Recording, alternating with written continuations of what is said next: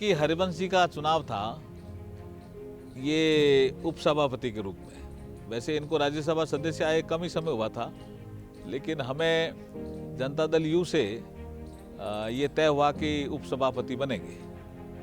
तो उपसभापति बनने की जो प्रक्रिया होती है, उस प्रक्रिया में एक चुनाव की प्रक्रिया होती है। अगर प्रधानमंत्री जी उस सदन के सदस्य होते हैं तो पहले बैठते हैं, और अगर प्रधानमंत्री राज्यसभा के सदस्य नहीं होकर के लोकसभा से होते हैं तो चुनाव की प्रक्रिया समाप्त होने के बाद जाते हैं और उपसभापति के बारे में सबसे पहले 2 शब्द कहते हैं कि उनका व्यक्तित्व कैसा है।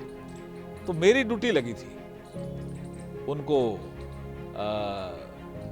प्रधानमंत्री जी को राज्यसभा में लाने के लिए कि आप राज्यसभा में उनको लाएंगे। 9 अगस्त 18 को मैं उनको करीब ये 2-3 बजे का समय रहा होगा, मैं लेने गया तो उन्होंने कहा चुनाव की प्रक्रिया पूरी हो गई। मैंने कहा साहब चल रही है, 5-10 मिनट में हो जाएगी। तो बोला आप टीवी देखते रहो और जैसे समाप्त हो मुझे बता देना। तो मैं प्रधानमंत्री जी के पास गया चैम्बर में, उन्होंने कहा चलें। मैंने कहा चलो साहब, अपन पहुंचेंगे तब तक चुनाव की प्रक्रिया समाप्त हो जाएगी। जैसे ही हम राज्यसभा के कक्ष में पहुंचने वाले थे, मतलब लॉबी क्रॉस करने वाले थे और पहुंचने वाले थे, तो किसी ने सलाह दी, सूचना दी ये कि साहब चुनाव की प्रक्रिया अभी भी चल रही है। तो प्रधानमंत्री जी ने कहा फिर हम यहीं बैठेंगे लॉबी में। तो हम लॉबी में बैठ गए। मार्शल आया कि साहब आप तो प्रधानमंत्री हो,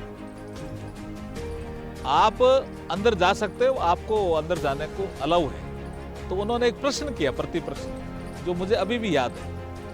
उन्होंने कहा मैं लोकसभा का सदस्य हूं, राज्यसभा में चुनाव हो रहा है, तो लोकसभा के सदस्य को राज्यसभा के चुनाव की प्रक्रिया में बैठने का अधिकार है क्या? प्रधानमंत्री के रूप में नहीं, लोकसभा के सदस्य के नाते।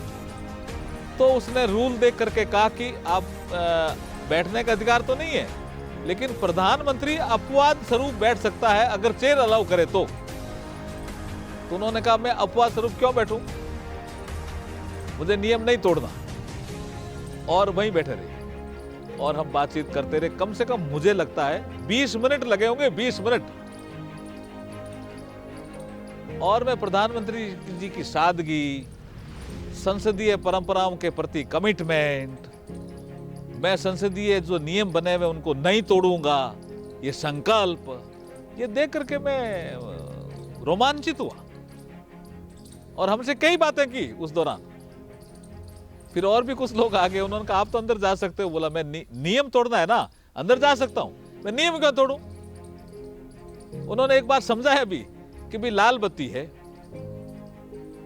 कोई आदमी लाल बत्ती तोड़ के भी जा सकता है, लेकिन मेरा ये स्वभाव है कि मैं लाल बत्ती तोड़ के क्यों जाऊं, तो मैं क्यों जाऊं। तो नहीं गए और करीब करीब 20 मिनट बैठे रहे, लॉबी में ही बैठे रहे, जो साधारण कुर्सियां लगी रहती है ना। सारे राज्यसभा के कर्मचारी, अधिकारी इतने अभिभूत हुए जब वो प्रक्रिया समाप्त हो गई। हरिवंश जी डिप्टी चेयरमैन चुन लिए गए, उनको सबने बधाई दे दी। जब हम बाहर आ रहे थे तो राज्यसभा के कर्मचारी कह रहे थे कि लोग पता नहीं ऐसे ही कहते हैं, ये तो इतने विनम्र हैं और संसदीय परंपराओं का इतना ध्यान रखते हैं कि आज हमें प्रधानमंत्री जी बहुत कुछ सीखने को मिला।